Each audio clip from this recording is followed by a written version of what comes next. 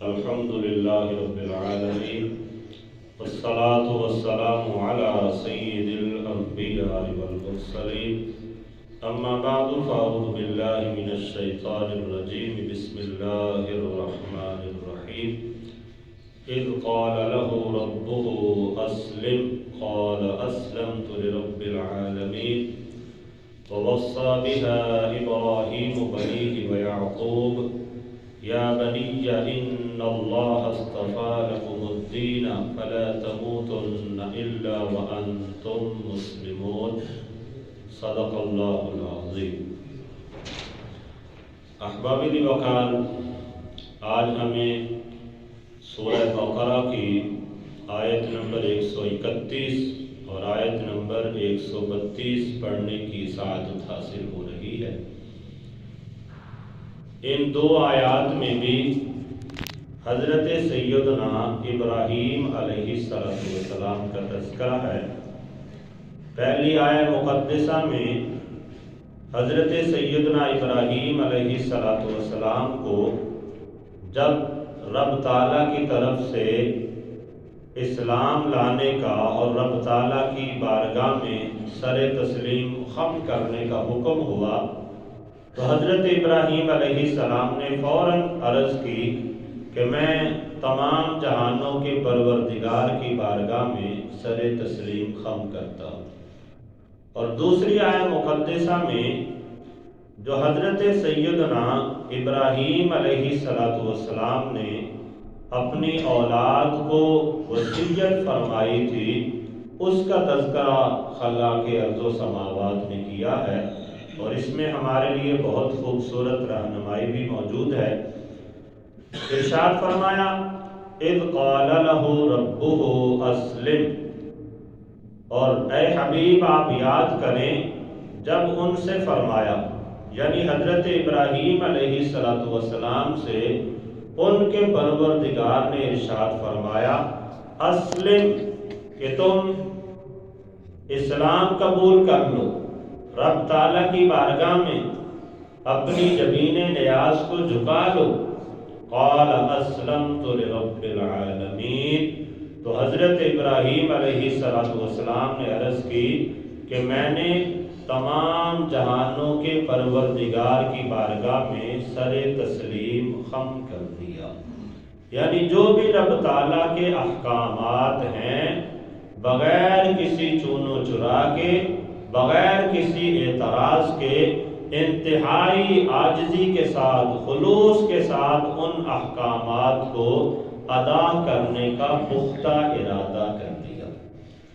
تو اگلی آیت مقدسہ میں ارشاد فرمایا وَوَصَّى بِهَا إِبْرَاهِيمُ بَنِيهِ وَيَعْقُوبُ،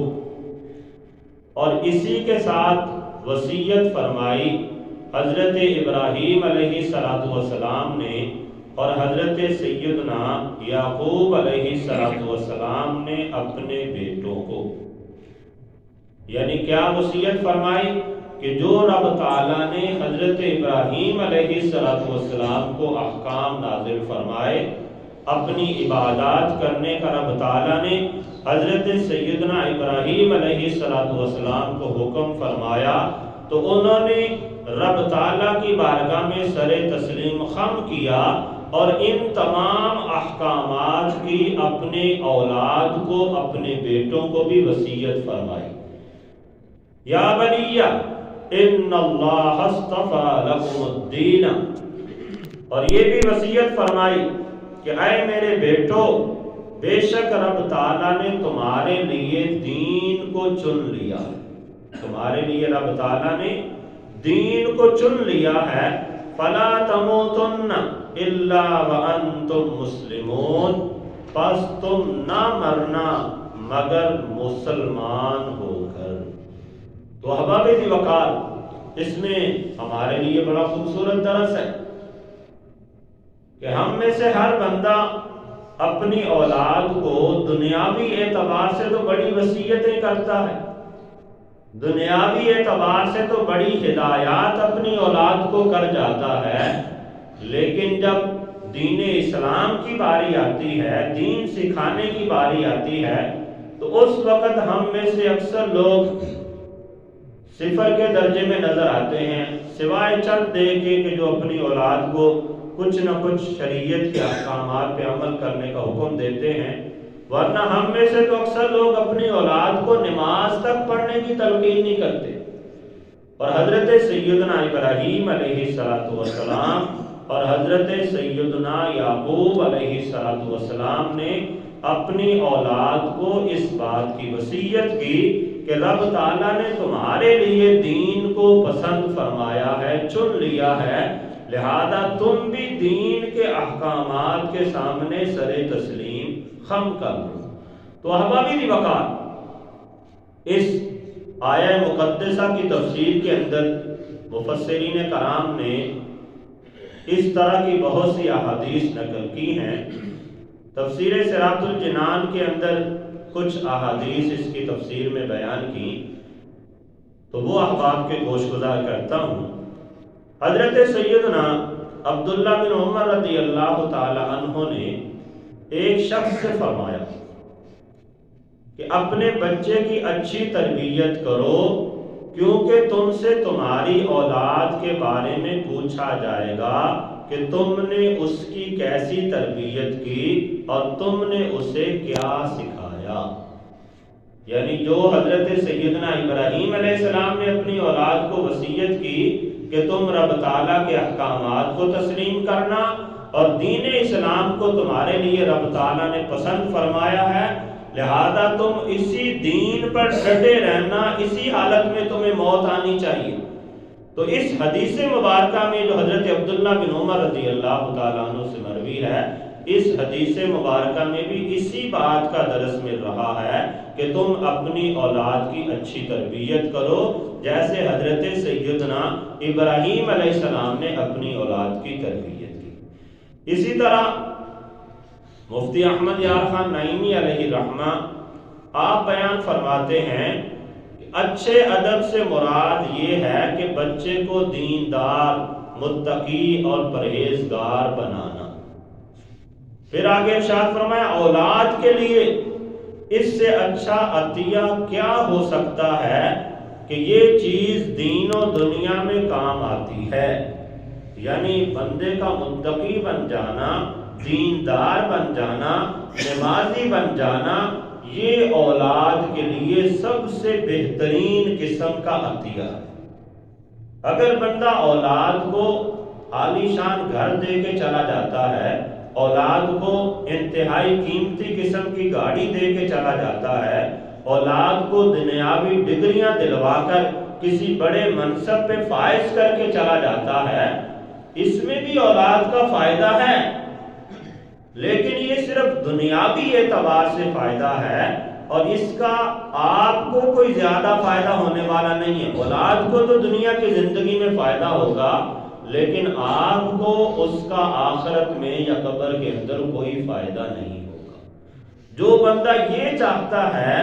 کہ میری اولاد کا مجھے دنیا کے اندر بھی فائدہ ہو اور آخرت کے اندر بھی میری اولاد کا مجھے فائدہ ہو، تو اسے چاہیے کہ اپنی اولاد کی اچھی تربیت کرے،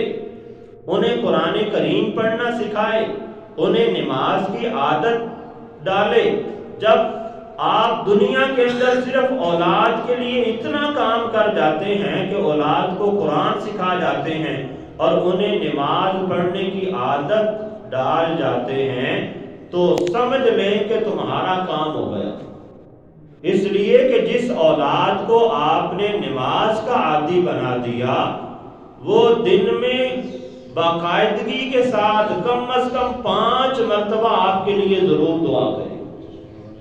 اور دعا بھی اتنے خوبصورت انداز میں۔ اگر آپ نے اپنے بچوں کو PhD کروا دی، کسی بڑے عہدے پہ فائز فرما دیا، وہ آپ کے لیے صدقہ و خیرات تو کر سکے گا، آپ کے لیے دعا کا اہتمام تو کرے گا، لیکن محدود مدت کے لیے،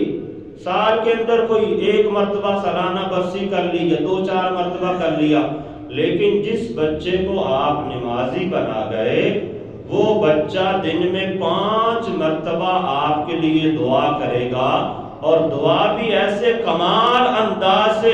کہ باوضو ہو کر مسجد میں کھڑا ہو کے پہلے ہاتھ باندھ کے اللہ کی حمد و ثنا بیان کرے، پھر اپنی جبین نیاز کو اللہ کی بارگاہ میں جھکا کر کمال درجے کی عاجزی و انکساری کے ساتھ اللہ کی ثنا بیان کرے، اور اس کے بعد دو زانوں ہو کر بڑی عاجزی و انکساری کے ساتھ بیٹھ کے پہلے اللہ کی بارگاہ میں عاجزی و انکساری کا اظہار کرے گا، پھر نبی علیہ السلام کی ذات گرامی پہ درود و سلام کا نذرانہ پیش کرے گا، اور اس کے بعد عاجزی کے ساتھ یہ کہہ رہا ہوگا ربنا اغفر لی ولوالدی، ربنا اغفر لی ولوالدی، اے باری تعالیٰ میری بھی مغفرت فرما اور میرے والدین کی بھی مغفرت فرما، وللمؤمنین، اور تمام مومنوں کی مغفرت فرما۔ تو یہ کتنا خوبصورت انداز ہے۔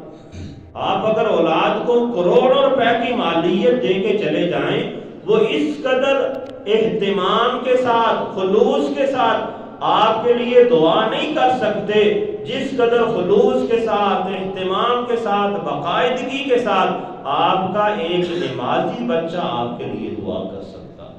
تو احباب وقار،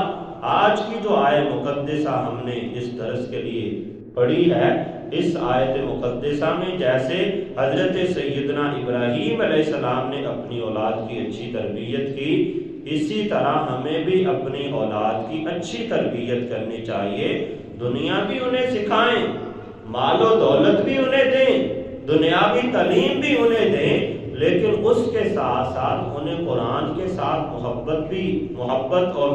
والا ناطہ بھی قرآن کے ساتھ ان کا قائم کریں، انہیں نماز کی عادت بھی عادی بھی بنائیں نماز کا، اور اسی طرح انہیں معاشرے کے اندر رہنے کے اور لوگوں کے ساتھ حسن سلوک کرنے کے طریقے بھی سکھائیں۔ اللہ تعالیٰ کی بارگاہ میں دعا ہے کہ اللہ تعالیٰ ہم سب کو عمل کرنے کی توفیق